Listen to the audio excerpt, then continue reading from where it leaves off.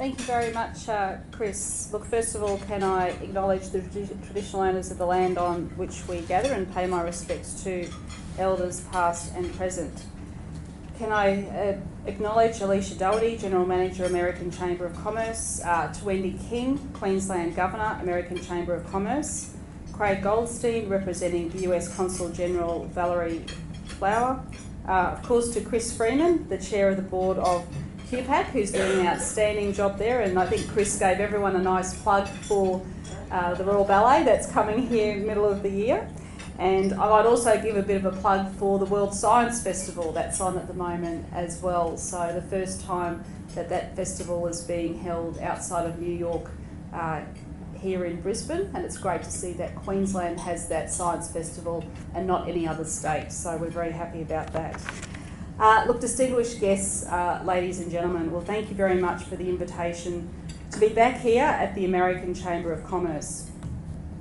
AmCham is a forum, and the United States is a partner that is important to me, my government, and indeed very important to our state of Queensland. Queensland has a long partnership and an extended friendship with the US. At no time was that partnership more evident and that friendship more important than during the battle for Australia in World War II. Indeed, it was on this day, the 24th of March in 1943, that my predecessor, Premier Frank Cooper, moved a motion in the Queensland Parliament. And that motion was that this House expresses its profound gratitude for the self-sacrifice of the men of the Allied Forces and the Merchant Navy, and pledges itself to prepare now to give our fighting men, when victory is won, a civil status worthy of their great deeds in defence of Australia. At that time, command post for General Douglas MacArthur, the Supreme Commander of Allied Forces in the Southwest Pacific area, was only 4 blocks from here, along Edward Street. From there, MacArthur was preparing for victory and planning for peace. And it has been during that peace over the last 7 decades that Queensland's partnership and friendship with the United States has flourished in trade, in tourism, in energy and innovation. The United States is one of Queensland's most important and enduring trading partner. In 2016, Queensland's exports were a record 53 billion, the equivalent of 1 billion every week. The US is Queensland's 5th largest export market, with 2.4 billion worth of goods sold there last year. And as most of you know, that I've led 2 trade missions to the US because I firmly believe it is more than a major market for our produce and our products.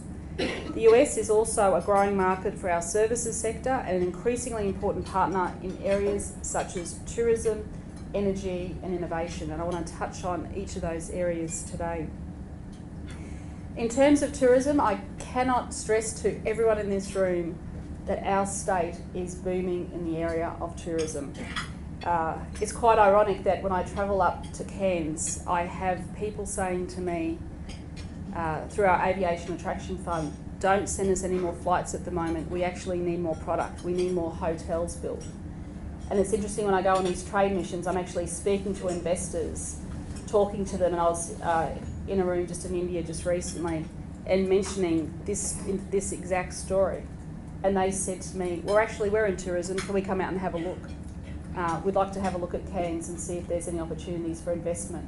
But we actually need more product, because the story about tourism in this state is going to continue to increase. And what everyone's saying, both in the US market and also in the Chinese market, is that we actually need higher end product, because there is a growing demand for people to have luxury experiences, and it's something that Queensland is lacking at the moment, but I know that we can work together to achieve that. And why I say that is, when I hosted in the US just recently a gathering of some of the tourism operators, they said to me they've had people come into them and saying, we'd like to spend $200,000 to take our family from the US to spend a month in Australia. Can you put a package together? And they're scrambling to put that together. So a huge demand at that high end that we're not actually catering for at the moment, but at the general end, the tourism numbers are spectacular, and let me share you some of that good news. A record 2.6 million international visitors travelled to Queensland in 2016. That's a 28% increase in the number of tourists visiting Queensland in the past 4 years. And whilst there's been strong growth in the Asian markets, travellers from the US are increasing, as I stated. There were 226,000 visitors from the US last year, an increase of 14.3%. And they spent around $373 million in Queensland last year. In the area of energy and innovation, of course, we know that US technologies and US investment have been a constant in our development as Australia's energy state. And when I was just having a chat about the LNG industry and the partnership there that we have, and what the LNG industry clearly shows, not just the Queensland public, not just Australia, but the international investors, is that Queensland can start a brand new industry. We have the capability, and we've shown that. $60 billion worth of private investment, but it was a former Labor government, which I was also part of, that actually set up the framework to create that industry. And that is exactly what I want to do with the biofuels industry, and I'll come to that in a minute. From our earliest adoption of electricity here in late 19th century to the development of our coal and gas reserves in recent decades and the harnessing of renewable energy today, US commerce has worked alongside our own. As with energy, Queensland innovators share the drive of innovators from the other side of the Pacific to develop new products, new businesses and new industries. And we're backing that up with our Advanced Queensland agenda of $405 million. Importantly, our programs seek to attract investors and innovators, including the US, to Queensland to grow and prosper for us. Next week is also going to be a very important week for Queensland because Queensland will host the Myriad Festival. Some of you in this room may remember that last year my government set up the first ever innovation and investment attraction summit, which was incredibly well received. We were able to speak to some people at the time, and they run a similar type festival across the world called Myriad, and this is the first time that we will actually host this in Queensland. I've just been advised that that festival is now sold out. The festival has given the Queensland Government a certain number of tickets. I am going to draw back some of those tickets and release it back to the market because I want to see as many people there as possible.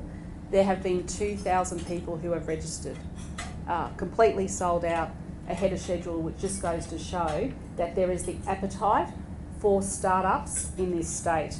And when I travel over to the US and meet with investors and startups over there, they say to me very clearly that it doesn't have to happen in Silicon Valley.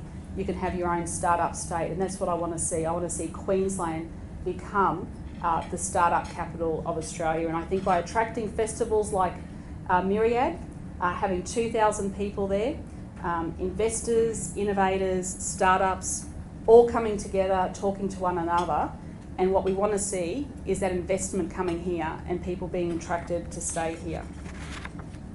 So in relation to biofuels and biotechnology, my very first trade mission was over to the US.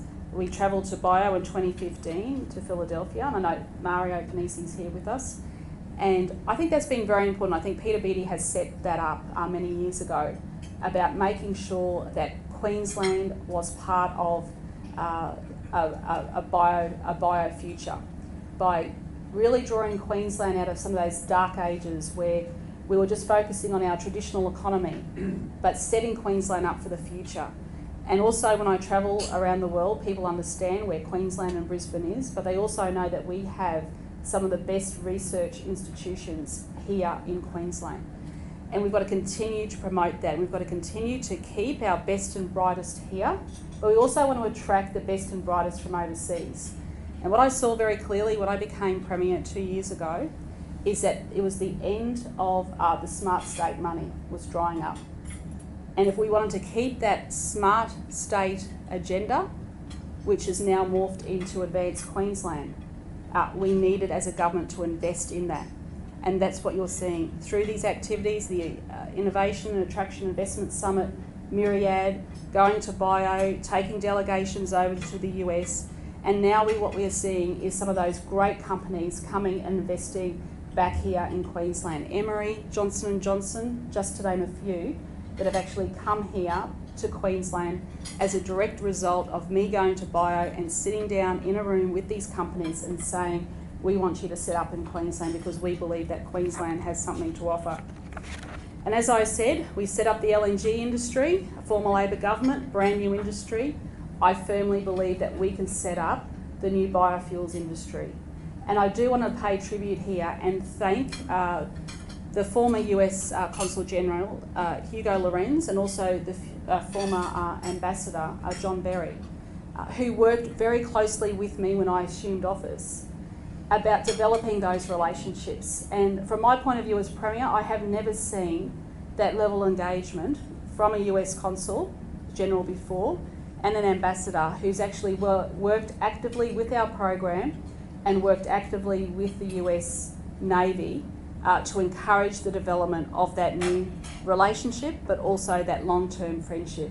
And I know that with the new Consul General that we will continue those relationships, and also when we travel back to America later on this year for bio, which will be held in San Diego, we'll also renew those friendships and relationships with the US Navy. So our relationship with the US continues to be very strong. And I've spoken to you a bit about industry and the prospect of a brand new industry. I've spoken to you about how tourism is booming in this state and my government is investing in that tourism. Trade and investment is very important, and next week you will see a groundbreaking trade and investment strategy that the Treasurer and I will be launching. But also what you're seeing in this state is a lot of investment. We've got private investment outranking New South Wales and Victoria. But what we're also seeing is investment in other areas such as the arts, and I cannot stress how important it is to be attracting those great feature movies to our shores as well. And once again, they are follow-up conversations that I've been having with the Hollywood studios, and we've just seen Thor filmed. We've got a big Marvel exhibition coming up, so I'll give a big plug for that. And we'll start seeing the filming of Aquaman on the Gold Coast as well. Now, why is that important? Because we're actually wanting to set up a permanent movie industry in Queensland as well. And who doesn't love the movies? You all saw the streets around here just last year, a buzz with Chris Hemsworth and Anthony Hopkins filming the Marvel movie here on the streets of Brisbane. And on the Gold Coast, people loved spotting them as well. Last year, I also had the honour of hosting the Governor of Nevada. And we had a great conversation. I invited some investors along to that meeting, and one of those investors is now about to announce that they've actually set up in Nevada. So once again, it's about those fostering of those friendships and relationships. And what the Governor of Nevada was very clear about when we signed an MOU is he was talking to me about how he was able to attract Tesla to his area where they're actually producing all of the batteries. And we know that energy policy is going to be very important for our long-term future in Australia. And once again, it is going to need the will of not just the Prime Minister, but all of the premiers to come together to set a national energy policy, which is something that has been missing, but I'm quite sure you'll all agree is very important. And speaking of energy, we are the energy state of the nation. We have good, robust coal fire. Last week, you would have seen an announcement, or this week, sorry, you would have seen an announcement I made with Shell, where they're investing an extra $500,000 in exploration in the Surat Basin. This comes on top of their $1.5 billion investment that they had announced last year. That's $2 billion worth of investment in gas. Where other states are closed up and are not investing in these new industries, Queensland has the door open. And that's the difference. We have the door open because this is a resource state. And we can have a balanced energy mix. We can have coal, we can have energy, and we can have renewables. We've got $2 billion worth of renewable projects happening across regional Queensland at the moment, invested across the state, creating jobs. But it just shows you that my government is absolutely determined to make sure we've got that good energy mix. And I'm catching up with the Premier of South Australia tomorrow. He's coming up for the AFL Women's Grand Final, and I'm interested to see his new plans for Tesla down in South Australia. Look, in conclusion, I might just end by saying that the final thing is that with agriculture, I might just share with you, of course, you're all aware that our coal prices are up, the economy is booming, our growth rate is higher than every other state, and just attending the Commonwealth Trade Ministers meeting last week in London, they actually said to me that because of Brexit, there's this renewed focus now happening on the Commonwealth, and some of the fastest growing economies are actually in the Commonwealth as compared to countries in the European Union. And Queensland is the standout success story in terms of 4% growth that we're expecting. So coal's up, LNG's up, but agriculture is also up. Record prices in beef, sugar, cotton, and our star performer is chickpeas. Who would have thought chickpeas was going to be the star performer of the Queensland economy? But I'm already getting offers for people saying to me, Premier, we will take as a minimum 1 million tonnes of chickpeas from Queensland. Can your farmers produce it? Now that's a challenge. That's a challenge, and there's an innovation challenge there as well, to see how we transform some of our agricultural land that have been growing other produce to actually produce the needs that are required for the growing markets in both India and Southeast Asia. Look, in conclusion, can I stress to you that next year we have the greatest show in Queensland happening, the Commonwealth Games. The tickets will be going on sale shortly. Please come along and participate in that.